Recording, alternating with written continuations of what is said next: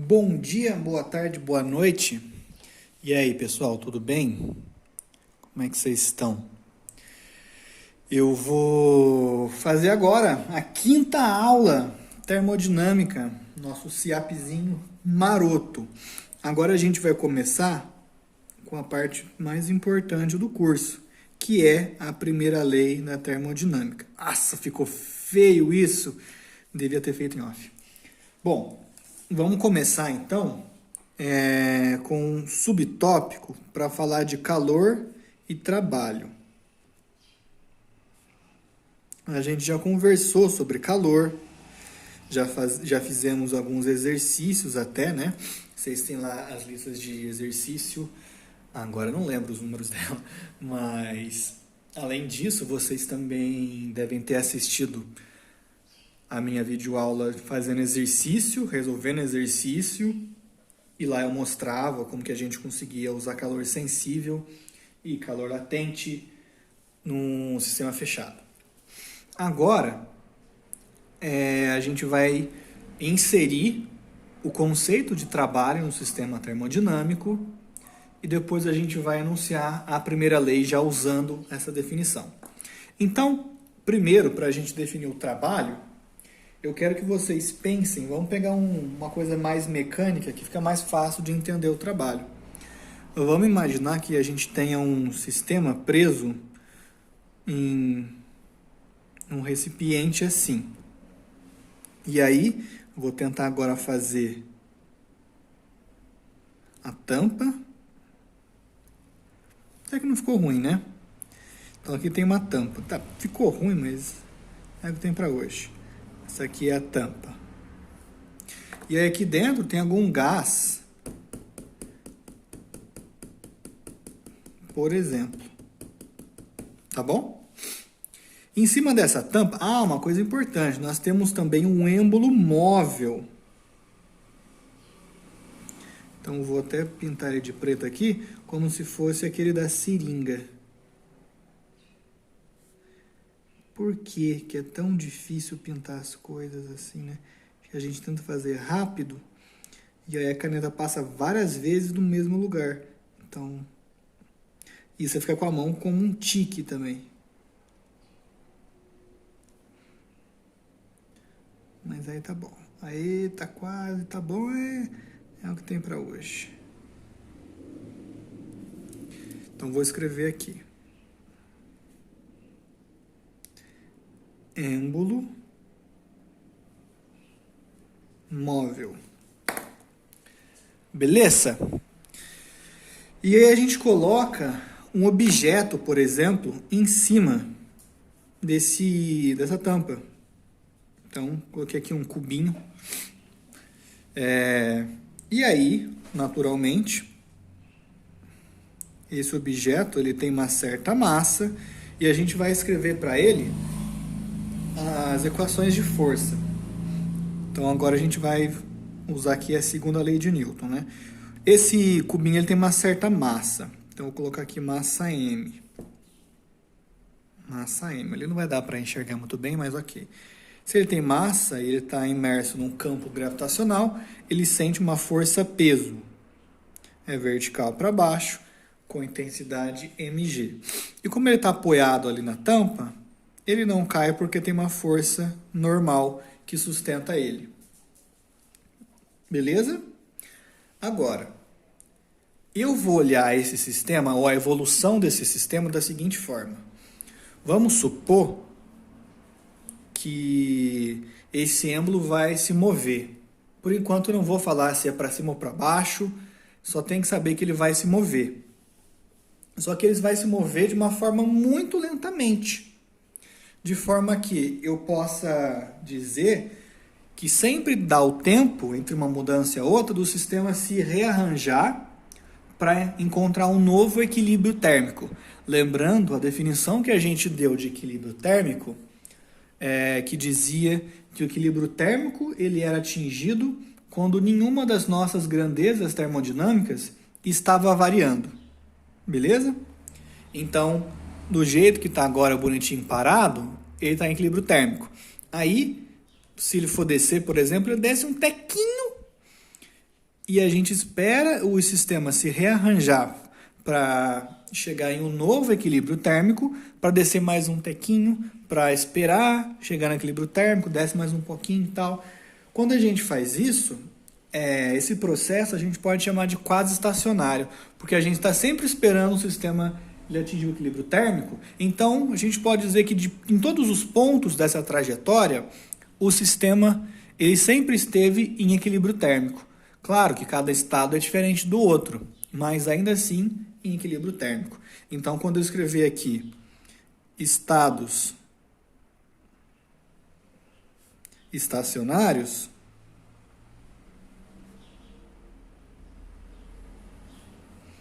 e entre aspas equilíbrio térmico, é disso que eu estou falando. Nessa situação, as forças vão sempre se rearranjar e o bloquinho ele vai estar sempre em repouso. Então ele não está em repouso durante esse movimentozinho do tequinho que eu falei, que ele se move muito pouco, para baixo, para cima. Mas depois ele já está parado. É como se ele fosse de grão em grão, tá bom? E aí eu posso dizer que a normal é igual a mg. Como o curso não é de mecânica, eu não vou ficar colocando aqui força resultante igual a zero, blá, blá, blá. Então, essa normal é igual a mg, tá bom? Vamos olhar agora a tampa. Quais são as forças que atuam sobre essa tampa? Primeiro eu vou desconsiderar o peso dela. Vamos fingir que ela não tem massa, por exemplo. A rigor, é como se as outras forças fossem muito maiores, então a gente pode desprezar essa massa. Para começar, pela terceira lei de Newton, se eu tenho uma normal que a tampa exerce sobre o bloquinho para cima, vertical para cima, então eu tenho vertical para baixo, a mesma normal. Beleza? E aqui em cima eu tenho uma outra força. Essa é a força que a pressão desse gás aqui, eles estão batendo contra as paredes, né? Inclusive contra a tampa. Então, o que a gente tem é que em cada vez que uma molécula bate, colide com a tampa, ela empurra a tampa um pouco para cima. Isso exerce uma força. Então, essa força que eu estou escrevendo aqui, tá? Lembrando que a gente tem um sistema termodinâmico com muitas moléculas, tá bom? Não vai ser 15 moléculas, não. Bom, beleza.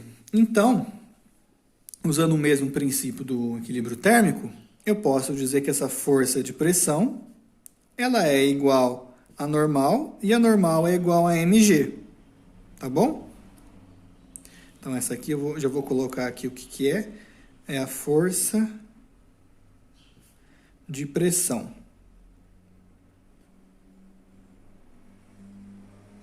Beleza. Vamos lembrar a definição de pressão. Pressão é força por área. Então, essa força de pressão eu posso escrever como produto da pressão vezes a área. E que área? A área aqui da tampa. Tá bom? Desse jeitinho. O que eu quero mostrar para vocês é o seguinte. Se eu tenho, então, essa força de pressão igual a pressão vezes a área, eu posso calcular o seguinte. Vocês lembram qual que é a definição de trabalho? Deixa eu fazer um desenho aqui antes. Vou fazer agora só o êmbolo, tá? Ele estava aqui. E aí ele vai, por exemplo, descer um DZ. Então agora ele moveu para cá. Beleza? E o que acontece? Quando a gente calcula o trabalho de uma força variável, essa força é f dx, no caso de você ter parametrizado no eixo x a sua força. Aqui a gente está colocando o z, então vai ficar assim, tá bom? E o que eu vou mostrar para vocês é o seguinte. Vamos abrir essa expressão de força, F igual a PA, aqui. Então, vai ficar força é igual a pressão vezes a área vezes um dz. Área vezes um dz, que é o infinitesimal de comprimento ou de altura. Área vezes altura é um volume. Então, aqui nós temos um diferencial de volume. E qual é esse diferencial de volume? É esse aqui. Espera aí que eu acho que eu vou espirrar. Ai, perdão, gente. Esse elemento de volume é esse elemento aqui que a gente tem quando a gente desloca um êmbolo. Tem a área da base, né, que é a área da tampa, vezes uma alturazinha, que é o quanto que a gente deslocou. Então, a gente pode reescrever como P dV.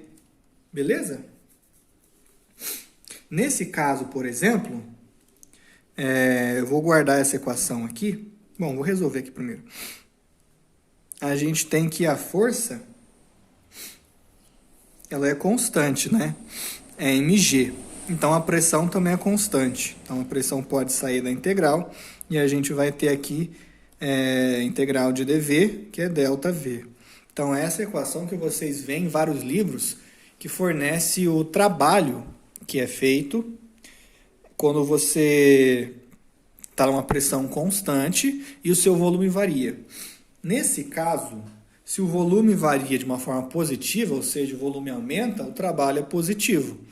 Se o volume ele varia de uma forma negativa, como eu fiz aqui para baixo, dz, então esse ΔV vai ser negativo, consequentemente o trabalho vai ser negativo também. Mas o que importa realmente é essa expressão para quando a força ela é ainda variável, que o caso constante é uma particularidade mais simples, né? Então a gente tem que saber o mais geral. Então a gente vai ter integral de P dV, tá bom? Vamos guardar essa equação aqui. E também a gente pode já escrever a forma diferencial dela, que é ser a integral dW é igual a P dV. Um infinitesimal de trabalho é igual a P dV, tá bom? Já que a gente volta nela. Por quê? Porque agora eu quero mostrar o seguinte.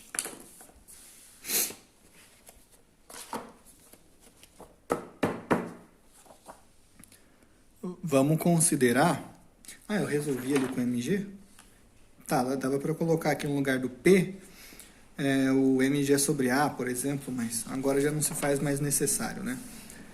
O que eu quero mostrar agora para vocês é que a gente pode, então, no diagrama PV, já que pressão e volume são que estão definindo o nosso trabalho, observar a evolução de alguns estados de alguns sistemas termodinâmicos. Então, vamos considerar que a gente tem aqui o eixo P e aqui é o V. Temos um estado inicial aqui e vamos para um estado final aqui, tá bom? Então, a gente saiu de um estado inicial e fomos para um estado final. Vou colocar também a equação trabalho é igual a integral de P dV, aqui em cima para a gente não esquecer. Isso aqui lembra bastante uma área, né? A área era igual a uma função y vezes dx. Aí você calculava a área sobre essa curva. Aqui é a mesma coisa. A curva é a curva da pressão em função do volume. Quando você calcula isso aqui, numericamente, você está calculando essa área. Essa área aqui, tá vendo? Nesse caso, a gente sai de um volume inicial e vai para um volume final maior. Então, o ΔV é positivo, logo esse trabalho ele vai ser positivo também. Agora eu posso finalmente achurar, estou inventando esse verbo, essa área aqui. Aí. Então, temos um trabalho positivo dessa forma. Nós temos também o oposto. A gente pode pegar o seguinte.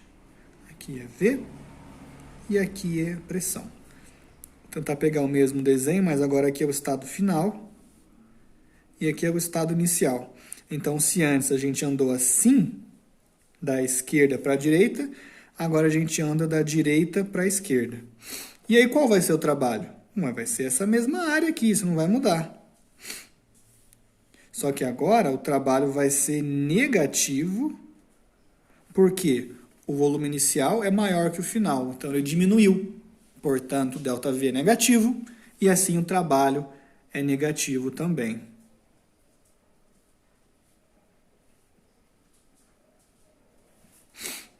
Estou achurando aqui como se não houvesse o amanhã.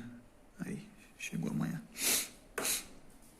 E eu posso fazer mais alguns exemplos disso.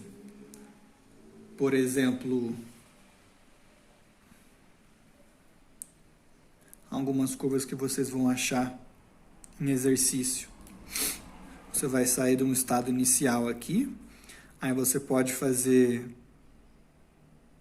dessa forma e chega num estado intermediário, e aí a partir desse estado intermediário você vai para o estado final. Beleza? Qual que é o trabalho? É essa área. Se você preencheu ele assim, indo para a direita, né, o volume está aumentando, então você vai calcular isso aqui. Que é base, você poderia até dividir, né, em um retângulo, e isso aqui que parece ser um losango. Aí você calcula, e aqui o trabalho também vai ser positivo. Bom, aí é com vocês, né? Como é que vocês vão calcular isso aqui? E também temos o trabalho quando a gente tem uma transformação como a seguinte.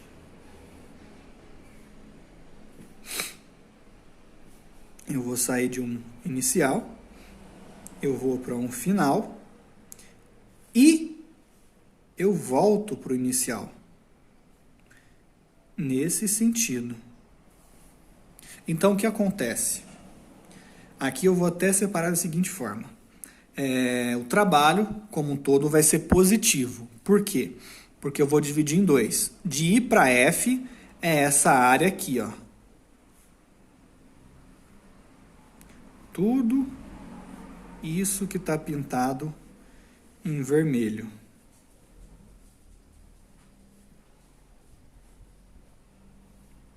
Tá bom? E agora eu vou fazer em preto o outro trabalho, que é de F para I. Aí ele vai ser tudo que está em preto, que é toda essa área abaixo da curva. Mas não a curva de I para F, e sim a curva de F para I. Tá bom? Então agora acho que deu para ver que a gente tem mais área vermelha do que preta. Logo, esse trabalho ainda é maior do que zero. Se fosse o contrário, em vez de fazer isso aqui, né, movimento do relógio, então ele é horário, se fosse o contrário, o anti-horário assim, aí no caso o trabalho seria negativo, porque eu ia ter o contrário. Eu ia ter que a área maior é negativa, em módulo, claro, né? Tá bom? Bom, uma coisa que eu quero que vocês vejam, principalmente observando esses dois aqui, é o seguinte. O trabalho... Opa!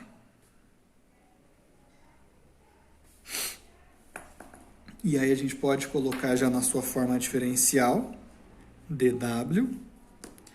Ele depende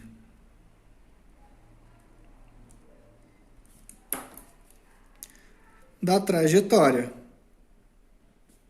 Afinal de contas, o que a gente fez aqui foi mostrar que, mesmo a gente saindo dos mesmos inicial e final, só de você fazer de uma forma diferente, como aqui também, que a gente pegou mais ou menos os mesmos pontos, inicial e final, mas a forma com que você vai é diferente, isso faz com que, deixa eu ligar aqui também, isso faz com que a curva que você escolhe para sair do inicial e ir para o final, ela vai determinar para você como que vai ser esse trabalho, porque isso influencia na área.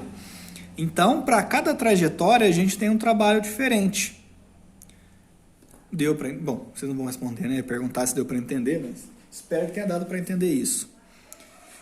Para cada par de pontos, inicial e final, existem infinitas curvas que ligam esses dois pontos e cada uma delas tem um valor para trabalho. Provavelmente a gente pode encontrar algumas curvas com o mesmo trabalho, com a mesma área, portanto. E aí é isso, mas não significa que todas as curvas vão ter o mesmo trabalho, tá bom? Logo, o trabalho depende da trajetória. Isso significa o seguinte, o trabalho depende da trajetória, logo, essa grandeza dW, ela não é exata. Porque cada hora ela vale uma coisa, mesmo entre os dois estados inicial e final que a gente está pegando. Então, o que a gente faz ela é uma diferencial, mas como ela não é exata, a gente faz um risquinho no D, tá bom? Então, a diferencial de trabalho, ela é inexata. Não é exata ou inexata, é a mesma coisa. Isso porque o seu valor, ele muda de acordo com a trajetória. Ele não é uma coisa que a gente possa associar apenas aos estados. Diferentemente de pressão, volume, temperatura, essas são grandezas termodinâmicas que estão relacionadas aos estados. Se você sai de um estado P0, V0, que você tinha uma temperatura T0, não importa como você sai e depois volte para ele, quando você voltou vai ser essa mesma temperatura. Agora, no caso do trabalho, aí é diferente, porque depende muito de como que você sai. Afinal de contas, como eu mostrei para vocês, depende da trajetória. Então, para terminar de definir o trabalho, falta falar o seu sinal. A gente define um trabalho da seguinte forma, o sinal dele. Por questões históricas... peguei a vermelha, não era para ter pego. Por questões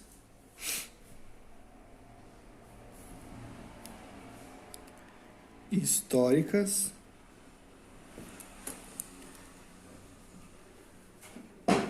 o trabalho é definido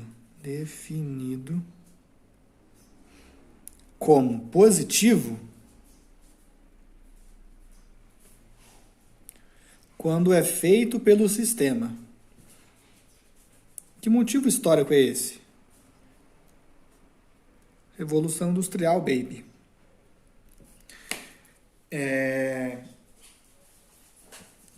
Esses estudos de termodinâmica, eles ficaram muito mais fortes na Revolução Industrial, quando a gente estava lidando com máquinas térmicas, máquina a vapor, tanto que a gente vai ver até, não no SEAP, na verdade, a unidade de cavalo-vapor, horsepower. Dei um beijo na minha cachorra aqui que está pedindo carinho. E naquela época, o interesse era que a máquina fizesse o trabalho pelo homem. Então, você jogava carvão lá na fornalha e você esperava que o mecanismo fizesse a roda do seu trem girar. Então, você queria que o sistema fizesse um trabalho para você. E aí definiram isso como um trabalho positivo, quando o sistema faz o trabalho. E tem um contrário. O trabalho vai ser negativo quando o trabalho é feito sobre o sistema. Tá bom? Não confundir os dois. Então, definimos aqui já o trabalho. E agora a gente vai para a primeira lei. Primeira lei. Vou colocar o título todo, né? Da termodinâmica.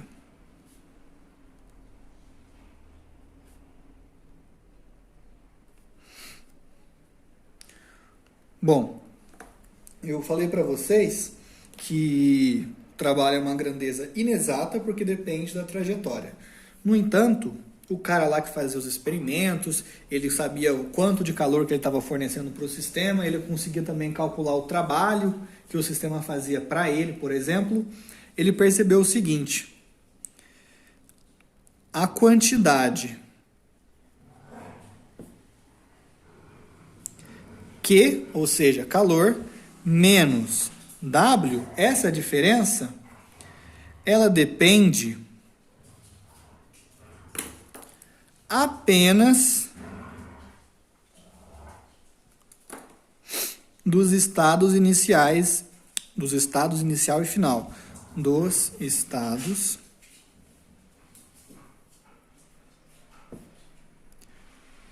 inicial e final. Então, o que eles viam você tem esses estados aqui, inicial e final. Aí você vê o trabalho, cada hora é uma coisa, né? Para essa curva é isso, para essa outra curva é outra coisa. Mas se você pegava e fazia Q menos W para esse e Q menos W para esse, dava a mesma coisa, contanto que fossem os mesmos estados inicial e final. Tá bom? Logo, essa grandeza, Q menos W, é uma grandeza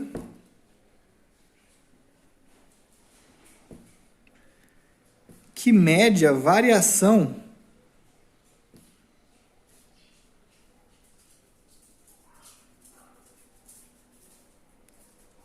de uma propriedade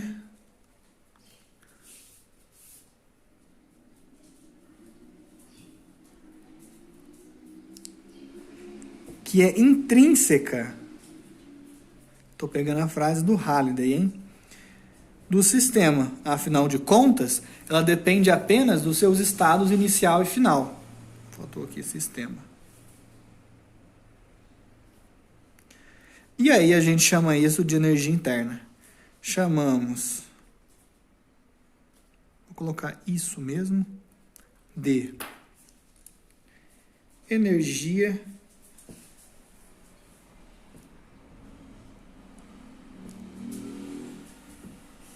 interna. E aí, nós temos a equação ΔU é igual a Q menos W, que é o trabalho, tá bom? Por enquanto, a gente vai usar essa aqui, ΔU igual a Q menos W, mas também tem a forma diferencial dela, que é DU igual a DQ menos DW. Lembrando que o DW é uma diferencial inexata. Tá bonzinho? Então agora o que eu vou mostrar para vocês são alguns casos especiais que decorrem da primeira lei. Algumas transformações, deixa eu pegar minha água já, algumas transformações que a gente tem os resultados já prontos, por assim dizer. Só um instante, vou hidratar meu corpício.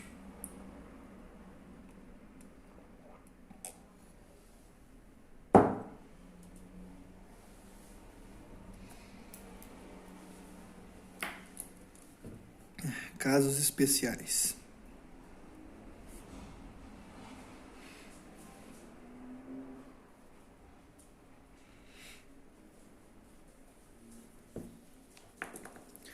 Se o processo, vamos colocar aqui em cima então, né? Processo adiabático,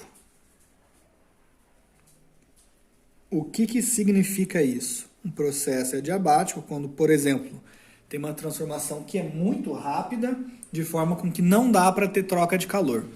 Perdeu o foco. Voltou já.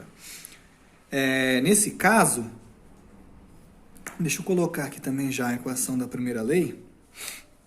Primeira lei. ΔU, que a gente vai ficar sempre olhando para ela. Q menos W. No processo adiabático, o calor é igual a zero. Beleza? Como consequência disso, a gente tem que ΔU é igual a Q é zero, fica então menos W. Menos o trabalho. Tá bom? Próximo. Não ficou legal assim, né? Mas tá bom. Num processo que a gente tem que a variação de volume é nula. Ou seja, quando o volume é constante, é um processo isovolumétrico. ou então isocórico. Vou colocar um nome chique aqui porque eu quero mostrar que eu sei. Isocórico. Não memorizei isso à toa, né? Num processo isocórico, ΔV é igual a zero. Consequentemente, trabalho. Bom, dW, melhor, é igual a PdV. Então, isso aqui vai ser zero, tá bom?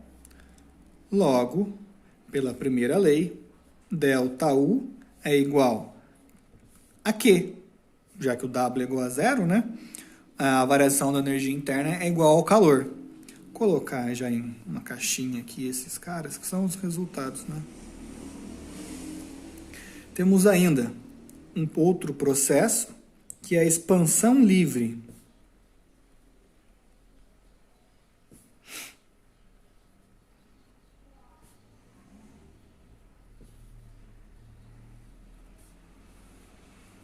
Na expansão livre, o que é que acontece? Para começar, vamos olhar essas três grandezas aqui: trabalho, calor e energia interna. Se a expansão é livre, como por exemplo, a gente tinha aqui uma caixa com um gás ali, desse jeito, aí de repente você abre a porta. E é de uma vez. Ou como eu gosto de dizer, um demônio vai lá e ele estala o dedo e some uma das paredes. Então, de repente, aquela partículazinha, tá de preto, que estava... minha cachorra aqui de novo. Aquela parede que estava... aquela molécula que estava prestes a se colidir com a parede, ela consegue passar direto agora, ela passa reto. Aí a outra atrás passa reto. Então, o gás ele vai expandindo livre, como o nome diz, porque não tem ninguém para impedir essa expansão dele. E eu quero que vocês reparem no seguinte: como justamente não tem ninguém para segurar a expansão dele, essas moléculas não tem ninguém para colidir. E a colisão entre elas não conta porque são colisões internas. Não tem ninguém de externo para colidir com essas moléculas. Então, elas não têm quem fazer força. Logo, se elas não têm quem fazer força, elas não têm quem exercer pressão. Portanto, o trabalho é igual a zero. Tá bom? Ao mesmo tempo, se a expansão é livre, elas não têm com quem trocar calor.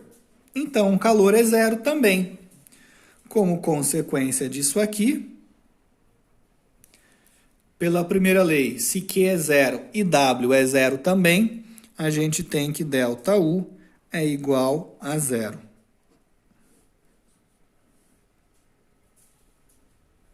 Belezinha? E por último, a gente tem um processo cíclico, ou um processo que a gente tem um ciclo fechado.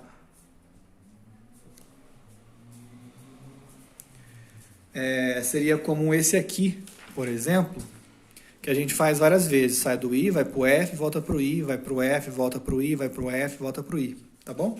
É cíclico. Nesse caso, o que a gente vai ter a gente já sabe que o trabalho ele não vai ser igual a zero, a menos que a gente vá e voltemos pela mesma linha, né? Porque aí o trabalho vai ser zero, porque essas duas áreas vão ser iguais. Mas tipicamente o trabalho é diferente de zero. Positivo ou negativo, não importa. É diferente de zero. Como a gente vai voltar sempre para o mesmo ponto inicial, afinal de contas é cíclico, o que acontece é que a variação da energia interna é igual a zero, porque ela depende apenas dos estados, né? Se a gente sai do inicial, vai para um final e volta para o inicial, então a gente voltou para esse mesmo estado. A sua energia interna é a mesma, logo a variação é igual a zero. Beleza? Como consequência, a gente tira aqui, se esse cara é igual a zero, Q é igual a W. Então, calor é igual ao trabalho. São esses os casos especiais que eu queria comentar com vocês. Claro que existem outros casos, eu vou fazer um exercício agora, do Halliday, inclusive, para mostrar como que a gente pode calcular no plano PV. Então agora, eu sei que está sem foco, mas conforme eu for escrevendo, vai melhorar. Halliday é o capítulo 18, exercício 43. Qual que é a edição que eu tô? Acho que é a 9ª. Deixa eu ver se está aberto aqui. Isso, 9ª edição. 9ª edição, volume 2. Volume 2 é meio óbvio, porque é o volume referente a esse curso, mas mesmo assim está a informação. Eu vou ler o exercício. Na figura, que eu vou desenhar aqui para vocês. Bom, deixa eu desenhar já a figura.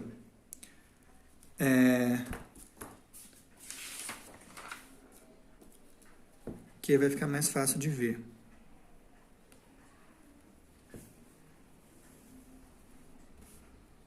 Aqui é o volume e aqui é a pressão.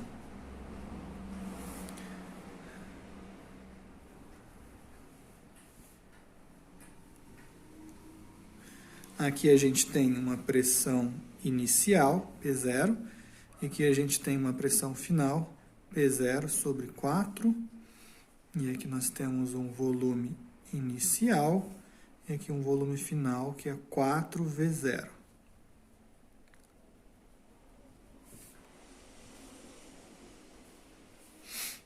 Isso aí.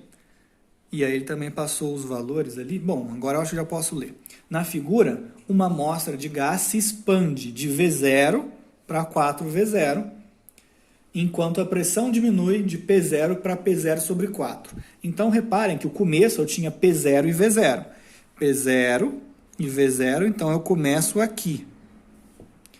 E aí eu vou terminar em P0 sobre 4 e 4V0. Então, eu termino aqui, tá bom? Agora, quantas curvas ligam esses dois pontos?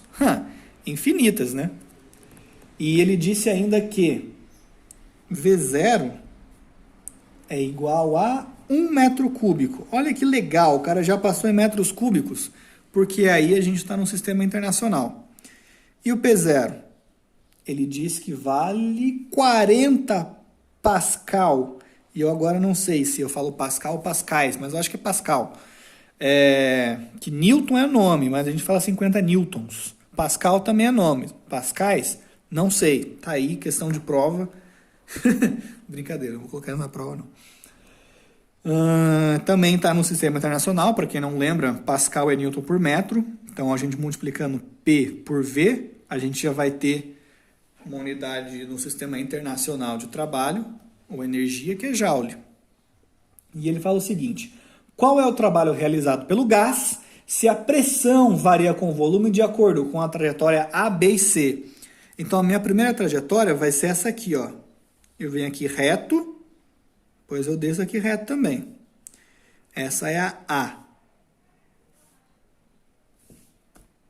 A, B e a C eu vou mostrar aqui quando eu for fazer elas, tá bom? Então, WA. Vamos calcular o WA. Bom, eu vou refazer ele aqui dessa forma.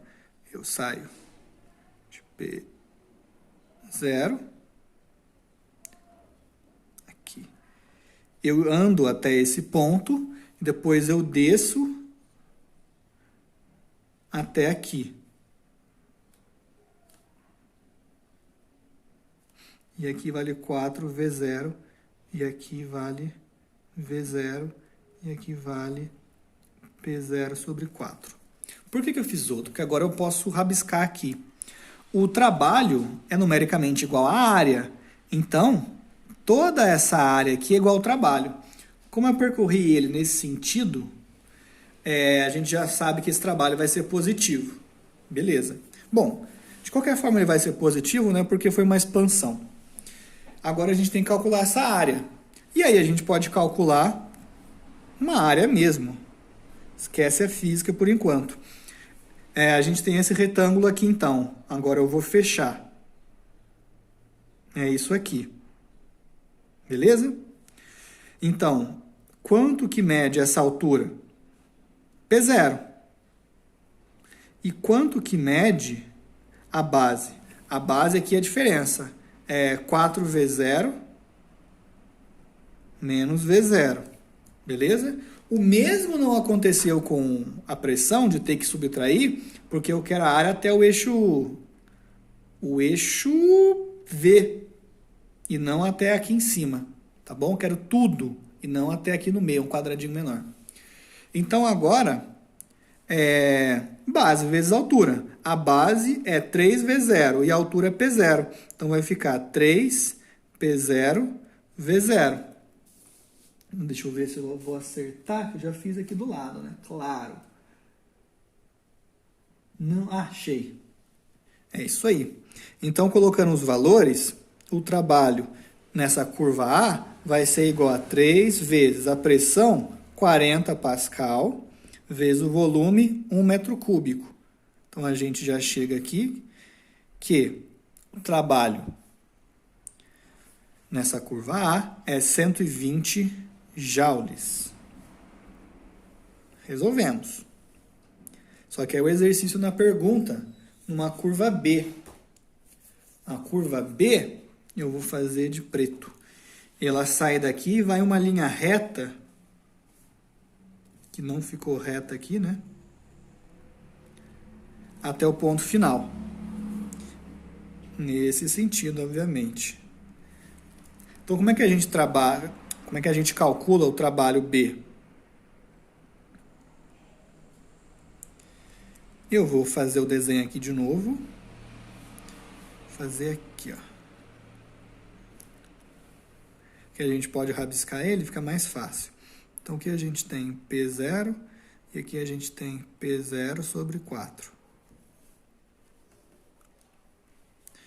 Aqui a gente tem o V0. E aqui nós temos 4V0. Tá bom? E aí a gente sai daqui e a gente vai até aqui. Então, a área vai ser essa área aqui, ó.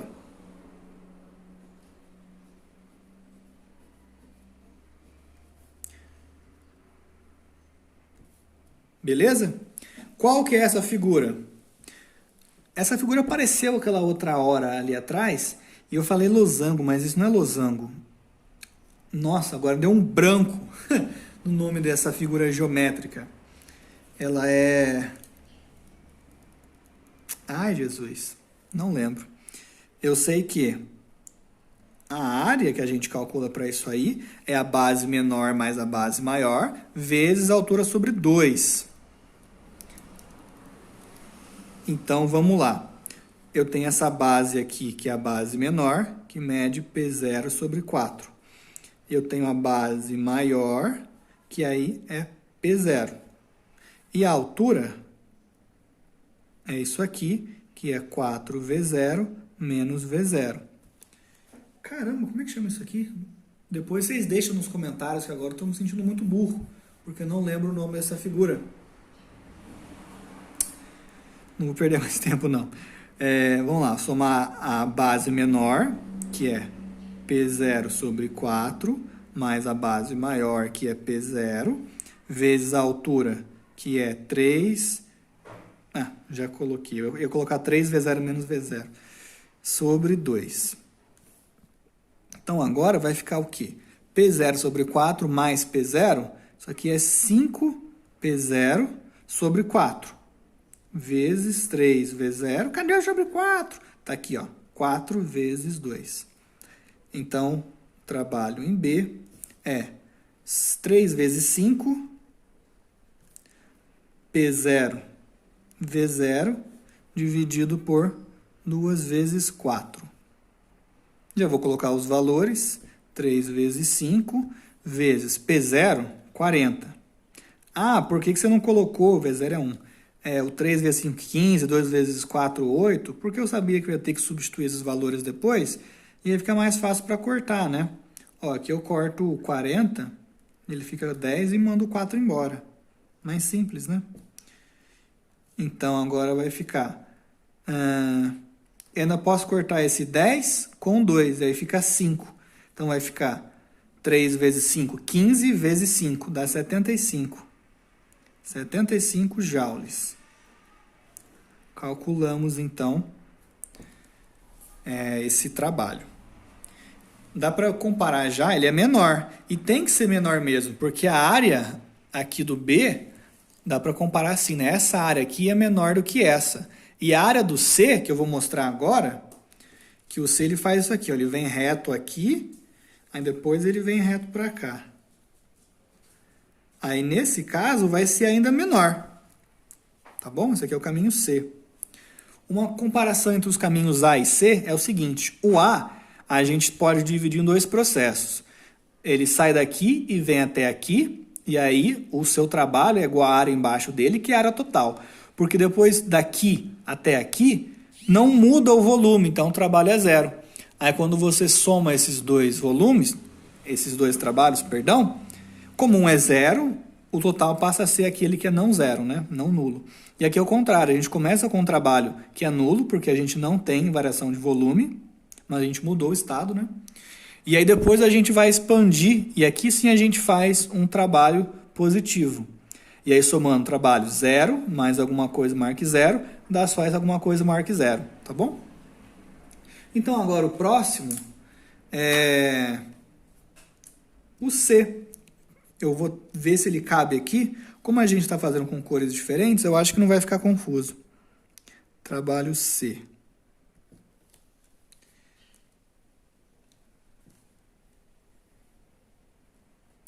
Aqui é V, aqui é P, aqui é P0, aqui é P0 sobre 4, aqui é V0, aqui é 4V0.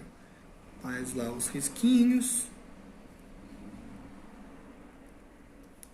Então, a gente vai ter vem para cá, trabalho zero, e vem para cá. Então, a área que a gente vai calcular é essa daqui. A base, ela tem 4V0 menos V0. E a altura é P0 sobre 4. Então, o trabalho é igual. Base. Bom, vou começar por altura, que eu gosto de PV. Altura, P0 sobre 4, vezes a base, que é 3V0. Então, trabalho, ele é 3P0V0 sobre 4. Colocando os valores, vai ficar 3 vezes, a pressão é 40 e o volume é 1. Divide por 4. Então, corta aqui, vai ficar 10, né? E o trabalho, ó, coube. 30 joules, como eu falei, é um trabalho positivo, naturalmente. Ops. Só que ele é menor do que os outros, porque a área ocupada é menor também. Belezinha? E agora, vou puxar uma próxima folha aqui para eu poder continuar olhando essa. Vem o brinde. Ah, você fez os fáceis. Trapézio! O nome daquela desgraça é trapézio. Nossa, eu vou até escrever isso aqui, ó.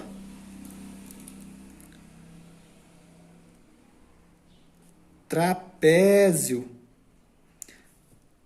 E esse trapézio aqui, ó, como tá descendo, é o trapézio descendente. Isso aqui é um meme, tá, gente? Pronto! Brrr. Vocês poderiam reclamar que eu fiz um exemplo muito fácil, porque é só calcular a área ali, são 2 retângulos e um trapézio. Mas e quando é uma curva louca? Vou fazer, então, um exemplo de quando é uma curva louca. Eu vou usar o B para isso, tá? Por quê? E se vocês não soubessem, por exemplo, a equação do trapézio, o que vocês vão fazer? Ou se tivessem já uma parametrização de P em função de V e tem que calcular o trabalho para ela. É o que eu vou fazer aqui agora. Eu vou recalcular o trabalho de B usando integral. Porque no caso, essa curva B... Tá caindo as coisas aqui em casa.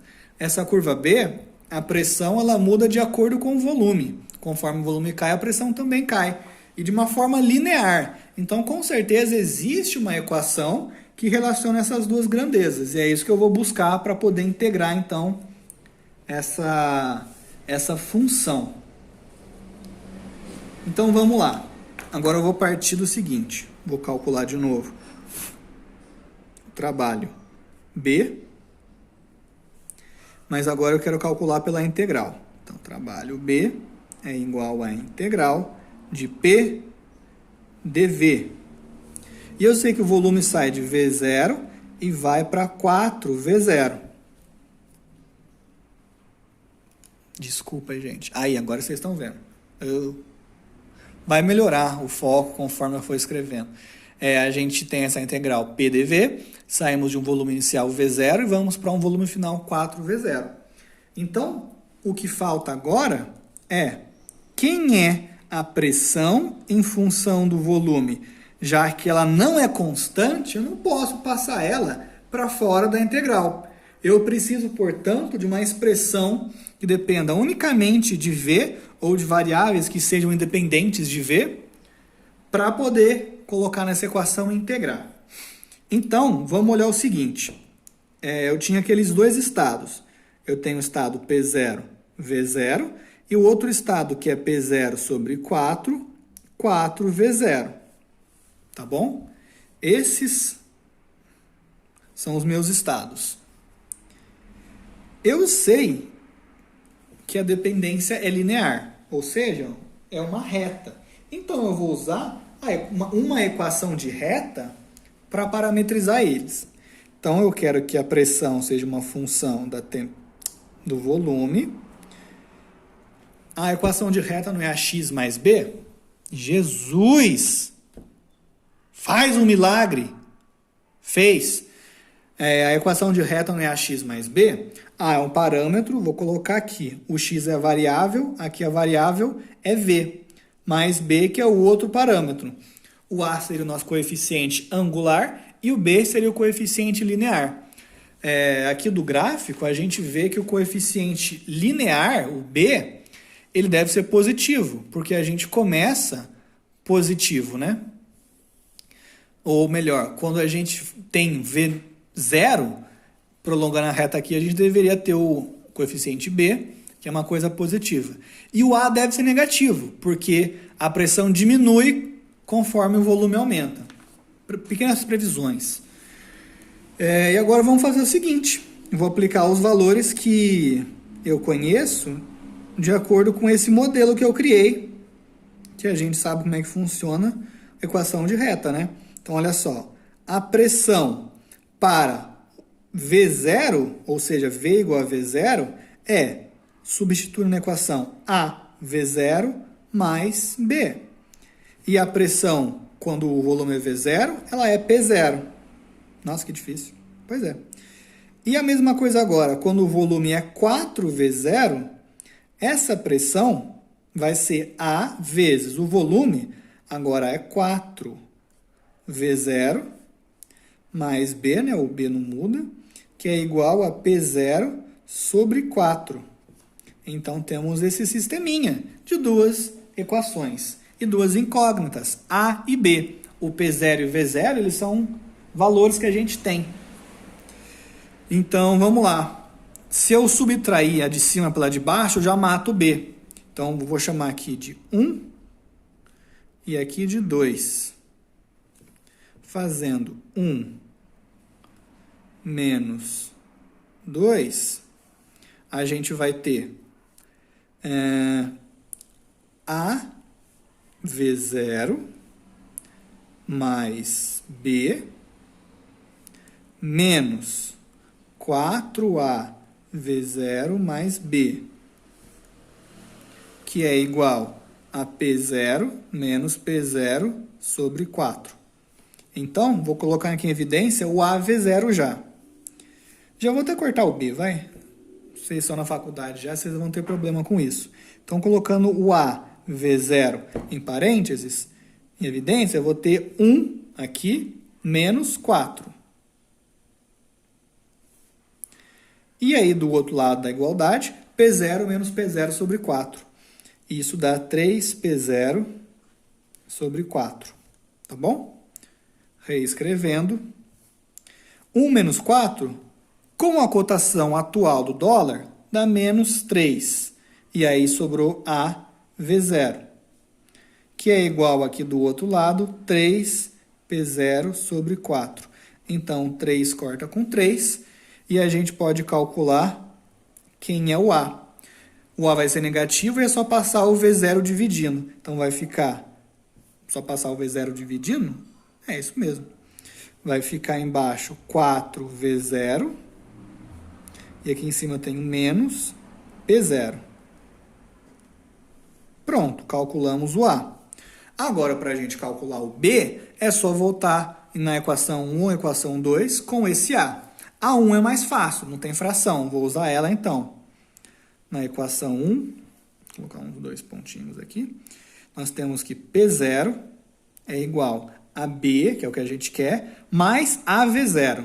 Então, ó, mais A vai ser negativo, né? Vai ficar menos o P0 dividido por 4V0 vezes V0. Cortou o V0 ali. Vai ficar, então, B menos P0 sobre 4. Então, eu tenho aqui que P0 é igual a B menos P0 sobre 4. Para economizar tempo, que já deu 56 minutos, o B ele é igual a 5P0 sobre 4. Mas está acabando. Então, agora a gente já tem nossa expressão. Vou mudar um pouco a cor para ficar mais legal. P de V, que é AV0 mais B. Ou seja, 5P0 sobre 4 menos o A vezes V. Então, aqui eu posso colocar assim, ó. 4V0.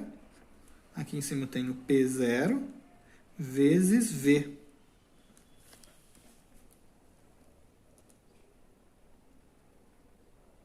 Tá bom? Ela começa na positiva e vai ficando negativa. Belezinha?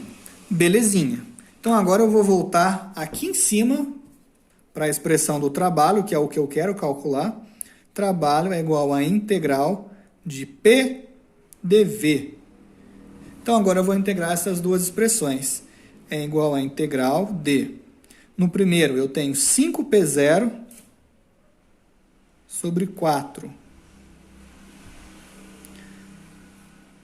dV. Nossa variável de integração é V. De V0 a 4V0. Lembrando que o 5, 4 e o P0 são constantes. Menos.